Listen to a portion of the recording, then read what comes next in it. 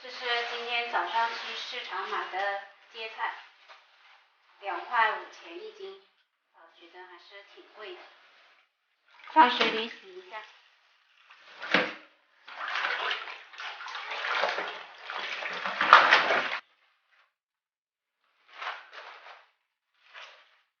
放太阳下晾干水分，趁这时间煮一开水，放入冰糖50克，花椒2克，姜片4片，八角2个，大火煮开，煮开后翻火，开盖晾凉，晾晒了5个钟，像这样比较疲软就可以了。我们装到大一点的盆子里面来。准备了150克的腌制盐，我们撒在上面。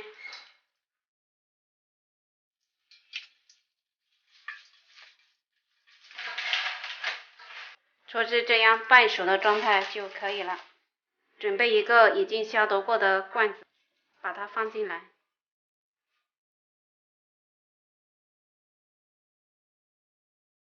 然后在表面铺一层洗干净、晾干水分的大蒜，2个小米辣，